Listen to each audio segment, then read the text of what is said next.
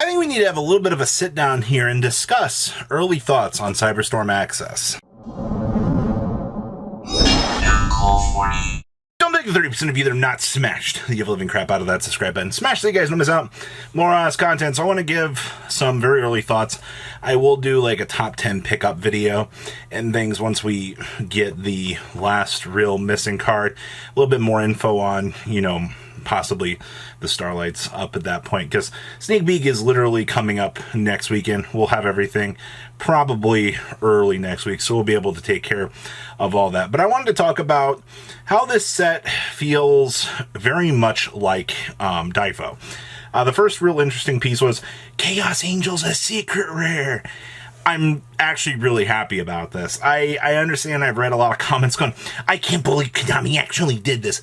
Every super heavy samurai player gets to play their deck essentially as a budget deck at this point in time. I don't know why people are mad about Chaos Angel going up. Most decks only need one. Two is like you're trying to do some really cheeky stuff.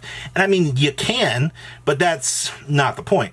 The point is, it's going to look really nice. This is one of the times where I value the aesthetic of the card with the effect. We don't have rares. I feel like a super rare just doesn't do it justice. I believe in the OCG, it was simply just a rare. And somebody's going to be like, oh my god, they just rarity up just to draw. No, let those of us who want to have nice cardboard actually do it. I mean, we've got players over here that are crying over in the corner because their rarity didn't get upgraded. One of the first big things that I do want to say about this set is it very much feels like they looked at this set and went, hey, we're going to print some stuff in lower rarity, and then we're going to go print it into Oblivion in a future OTS. Remind anybody of Tier? Okay, we've had this with other sets. I can't think of any off the top of my head because it's been so long, where they would print, top-end heavy chase cards as like super, available, easy to get cards. That's not a bad thing. All right, looking at the cost of, super heavy and everything right now, I mean, it's all monsters. All right, if you, once again, I have to say this, if you paid attention to, everybody talking about super heavy samurai for the last 3 months, you got this stuff extremely cheap. Man, like Soul Peacemakers were like $5 tops for a lot of this stuff. And once again, I understand, I don't want to look at the OCG, Robbie. It doesn't really matter. It's going to be very darn strange when Purely comes in as a tier 1 deck here, But oh boy. Really also strange that Exceed Encore has gone up even further beyond. It's like there's no reprint window anywhere around here. We're going into WCQ season. If really turns into that much of a deck, that's going to be really awkward. But look into the OCG. And who cares? It's not like it matters. It's not like Herald of Abyss Exceed Encore. It's not like people don't understand that Kaiju is not really that effective in and out against it with the field spell. But I mean, people read cards eventually, right? I mean, it's not like Yu-Gi-Oh players can't read. They just... They simply choose not to 95% of the time. So there's that. Yeah. So if you're looking at this set and you're like, wow, I like this. There's some nice available stuff in here. And then of course you got the player in the back. It's got the max rarity Purely deck, and they're looking at this low rarity stuff and they're like, what is this? What am I supposed to do with this? You gotta have to wait for OTS upgrades. Like, it's pretty much written at this stage in time that we are gonna see some sort of OTS upgrades. Just be patient. Alright. Sorry that you blinged out your deck and oh no, commons!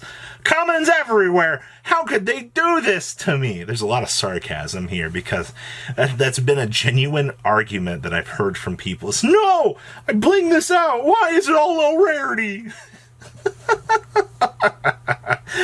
Oh man, Yu-Gi-Oh players. So anyway, Chaos Angel, back to the little scale effect here that we haven't talked about. So you guys remember Difo? You kind of looked at how that set was structured, kind of like setting up. You had a lot of like lower rarity stuff, and then Regulus shot up. You're going to want to keep an eye on this set because when everything is cheap across the board and as you're going down, something's going to give and something's going to go right up to the moon. I don't know if it's going to be Chaos Angel. I actually don't know what piece it's going to be. I'm actually expecting the Gold Pride stuff to maintain a price point across the board with the other former stuff.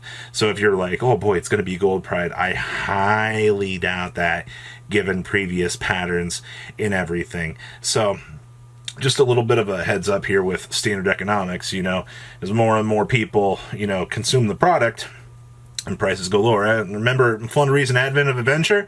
They reprinted everything. It went cheaper. Everybody started buying it. Whoa! Right up Advent of Adventure went. Yeah, I see it. I see it every single time with these sets. The more and more that players consume, something's going to go up. I mean, right now, one of the biggest things to be aware of is, low rarity, super heavy samurai stuff's going to, throw the stuff in the back all the way up, to the moon, because cheap, affordable, good options. It happens every single time. It's just, you can't necessarily predict which piece of the puzzle it's going to be. You really do have to make decisions months in advance. And I mean, to the people that really want to wait till the last minute, there's not really much you can do. So, generalized summary for this set. Everything looks like it's going to be very cheap across the board. I mean, everything. All right, unless there is something that's going to be so... Oh, wait, Despia? Despia had three secret rares? I don't know why people are upset about Despia getting 3 secret rares, because most of those are like a 1 to 2 of. I don't know why you're upset about that. That genuinely perplexes me. All right, at least your deck gets to look really good. See, there's like a difference between like having to pick up like 3 of a card versus a card that you're gonna have to spend like what, $15 on for the new Albion Fusion. Obviously, the Synchro is gonna take a little bit more money because you're gonna want 2 copies of her depending on the build. Maybe 1. You're not gonna maximize that on 3 unless you're trying to play Pot of Extravagance. And what are you doing with Despia if you're trying to play 3 Pot of Extravagance in the deck? Like, hello? Like, that's just a strange concept to me. Like, you're still trying to play structure deck Yu-Gi-Oh! Out here. That's not good. Yeah, Quem is going to be a bit because waifu tax, sure, but you don't have to play Quem. I mean, it's a nice little addition to the deck, yeah, but like, the biggest thing you need to be concerned with is Lulu Walleth and, Albion for sure. Like, but at least, they'll look really nice when you're, going through them from the extra deck. Once again, you do have to value aesthetic in this game. I understand that people do like low rarity. People do like higher rarity too. People got to understand there is a fine balance in the course of the game here. So, and typically one-ofs end up being cheap. I mean, my counter example to the people are like, oh my god, they're going to be so expensive. Look at tier. Look at, the one-of secret rares that they had during their prime. They were like $15, man. They were not that big of a pain in the butt to get. If you've already picked up Blazing Cartesian, things like that, you're not going to break the bank with another $15. All right? Like, that's the whole thing. Like, I understand that there are budget players out here for sure, and $15 will break the bank. But if you've got the rest of the deck fully together, another $15, isn't going to break the bank. That's like my biggest thing about this set is like, yeah, everything's going to be cheap and affordable. Boo-hoo, you got to spend $15 on a couple of cards, but it's not like it's going to be that hard.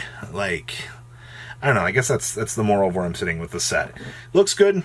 Cheap, affordable options for the first time ever. Budget players, you're eating good right now. I really do mean that. You can... Honestly, Super Heavy Samurai minus some more expensive options for sure. But I mean, if you picked it up as a fun deck many years ago, I mean, you won the literal lottery, right? Like, I love those stories. I bought this character deck, and all of a sudden, it's gone up, immensely. Now I can sell it and get what I actually want. It's the same thing with the people that go to regionals. And then, they pull absolutely amazing from their prize packs, or their entry packs. And, I've seen people pull Starlight Rares. I've seen them go right over to the vendor, drop it, and get literally the rest of their deck that they need in order to, play what they really wanted. It's a lot more far in between, but I mean, there's always success stories out here in the game of Yu-Gi-Oh! It's just more people get rewarded than others. And I think that this set is a good option tree for very affordable Yu-Gi-Oh! Right. I don't know what else you want me to say. Yeah, Chaos Angel's probably going to be one of the most expensive cards in the set, but I mean, it's gonna look nice. I would love to see that card in Starlight Rare. That would be gorgeous, honestly, but probably not gonna happen. Big old demon looking thing? Nah, Konami's not about it, I don't think. So please, leave a comment down below, tell me what you guys think, and I'll see your beautiful faces back here later today, guys. Peace out. Patrons, thank you.